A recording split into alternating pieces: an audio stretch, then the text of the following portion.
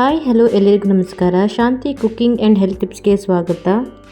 ನಾನಿವತ್ತೊಂದು ಆರೋಗ್ಯಕರವಾದ ಪಾಲಕ್ ಸೊಪ್ಪಿನ ಸಾಂಬಾರನ್ನು ಮಾಡ್ತಾಯಿದ್ದೀನಿ.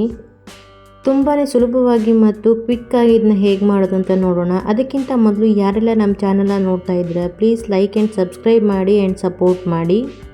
ಮೊದಲಿಗೆ ನಾನಿಲ್ಲಿ ಸ್ವಲ್ಪ ತೊಗರಿಬೇಳೆ ಮತ್ತು ಹೆಸರುಬೇಳೆ ಎರಡನ್ನೂ ಸೇರಿಸಿ 1 ಕಪ್ ಆಗುವಷ್ಟು ತೊಗೊಂಡಿದ್ದೀನಿ. ಅದನ್ನು ಚೆನ್ನಾಗಿ ತೊಳೆದಿಟ್ಕೊಂಡಿದ್ದೀನಿ.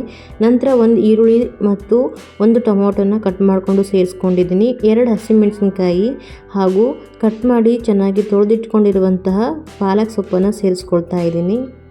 ನಂತರ ಇದಕ್ಕೆ ಒಂದು ಅರ್ಧ ಸ್ಪೂನ್ ಆಗುವಷ್ಟು ಉಪ್ಪನ್ನು ಸೇರಿಸ್ಕೊಂಡು ಬೇಳೆ ಎಲ್ಲ ಬೇಯಲಿಕ್ಕೆ ಎಷ್ಟು ನೀರು ಬೇಕೋ ಅಷ್ಟು ನೀರನ್ನು ಸೇರಿಸ್ಕೊಂಡು ಇದನ್ನು ಕುಕ್ಕರಲ್ಲಿ ಇವಾಗ 1-2 ವಿಸಿಲ್ ಹಾಕಿ ಬೇಯಿಸ್ಕೊಳ್ತಾ ಇದ್ದೀನಿ. ಈ ಪಾಲಕ್ ಸೊಪ್ಪಿನ ಸಾಂಬಾರು ಆರೋಗ್ಯಕ್ಕೆ ತುಂಬ ಒಳ್ಳೆಯದು ಹಾಗೂ ತಿನ್ನೋಕ್ಕೂ ಕೂಡ ತುಂಬಾ ಚೆನ್ನಾಗಿರುತ್ತೆ. ಇದನ್ನು ಆಂಧ್ರದಲ್ಲಿ ಪಪ್ಪು ಅಂತ ಕರೀತಾರೆ. ನೀರನ್ನು ಸೇರಿಸ್ಕೊಂಡ ನಂತರ ಕುಕ್ಕರ್ ಕ್ಯಾಪ್ ಹಾಕಿ 1-2 ವಿಸಿಲ್ನ ಹಾಕ್ಸ್ಕೊಳ್ತಾ ಇದ್ದೀನಿ. 2 ವಿಸಿಲ್ ಆಗಿ ಕಂಪ್ಲೀಟಾಗಿ ತಣ್ಣಗಾದ ಮೇಲೆ ಕುಕ್ಕರ್ ಓಪನ್ ಮಾಡ್ತಾ ಇದ್ದೀನಿ. ನೋಡಿ ಸೊಪ್ಪು ಮತ್ತು ಬೇಳೆ ಎಲ್ಲ ಎಷ್ಟು ಚೆನ್ನಾಗಿ ಬೆಂದಿದೆ ಅಂಥೇಳಿ. ಬೇಯಿಸಿಟ್ಕೊಂಡಿರುವಂತಹ ಬೇಳೆ ಮತ್ತು ಸೊಪ್ಪನ್ನು ಇವಾಗ ಸ್ಮ್ಯಾಶರಿಂದ ನೀಟಾಗಿ ಸ್ಮ್ಯಾಶ್ ಮಾಡ್ಕೊಳ್ತಾ ಇದ್ದೀನಿ.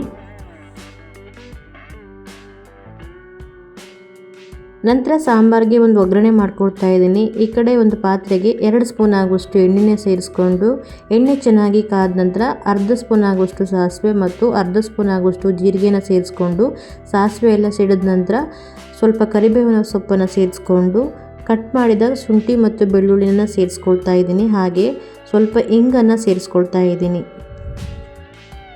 ಇಂಗನ್ನು ಸೇರಿಸ್ಕೊಳ್ಳೋದ್ರಿಂದ ಜೀರ್ಣಕ್ರಿಯೆ ಚೆನ್ನಾಗಾಗತ್ತೆ.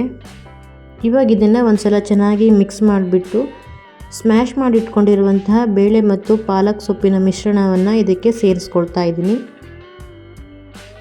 ನಂತರ ಸೇರಿಸ್ಕೊಂಡಿರೋ ಸೊಪ್ಪು ಮತ್ತು ಬೇಳೆಯ ಮಿಶ್ರಣವನ್ನು ಚೆನ್ನಾಗಿ ಮಿಕ್ಸ್ ಮಾಡ್ಕೊಳ್ತಾ ಇದ್ದೀನಿ. ಇವಾಗ ಇದಕ್ಕೆ ಒಂದು ಅರ್ಧ ಸ್ಪೂನ್ ಆಗುವಷ್ಟು ಅರಿಶಿನ ಪೌಡರ್ ಮತ್ತು ರುಚಿಗೆ ಬೇಕಾದಷ್ಟು ಉಪ್ಪನ್ನು ಸೇರಿಸ್ಕೊಳ್ತಾ ಇದ್ದೀನಿ. ನಾನು ಆಲ್ರೆಡಿ ಬೇಳೆಯನ್ನು ಬೇಯಿಸ್ಕೊಳ್ಳುವಾಗ ಸ್ವಲ್ಪ ಉಪ್ಪನ್ನು ಸೇರಿಸ್ಕೊಂಡಿದ್ದೆ, ಹಾಗಾಗಿ ಉಪ್ಪನ್ನು ನೋಡಿಕೊಂಡು ಸೇರಿಸ್ಕೊಳ್ಬೇಕು. ಸಾಂಬಾರು ಕನ್ಸಿಸ್ಟೆನ್ಸಿಯನ್ನು ನೋಡಿಕೊಂಡು ನೀರು ಬೇಕು ಅಂದರೆ ನೀರನ್ನು ಸೇರಿಸ್ಕೊಳ್ಳಿ. ನನಗೆ ಸಾಂಬಾರು ಸ್ವಲ್ಪ ದಪ್ಪ ಅನ್ನಿಸ್ತಾ ಇದೆ, ಅದಕ್ಕೆ ಸ್ವಲ್ಪ ನೀರನ್ನು ಸೇರಿಸ್ಕೊಳ್ತಾ ಇದ್ದೀನಿ.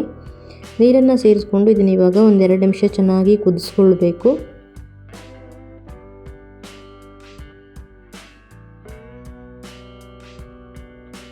ನೋಡಿ ಇವಾಗ ಸಾಂಬಾರು ಚೆನ್ನಾಗಿ ಕುದೀತಾ ಇದೆ. ಇದಕ್ಕೆ ಇವಾಗ ಕೊನೆಯಲ್ಲಿ ಸ್ವಲ್ಪ ಕಟ್ ಮಾಡಿದ ಕೊತ್ತಂಬರಿ ಸೊಪ್ಪನ್ನು ಸೇರಿಸ್ಕೊಂಡು ಇನ್ನೊಮ್ಮೆ ಚೆನ್ನಾಗಿ ಮಿಕ್ಸ್ ಮಾಡ್ಕೊಳ್ತಾ ಇದ್ದೀನಿ.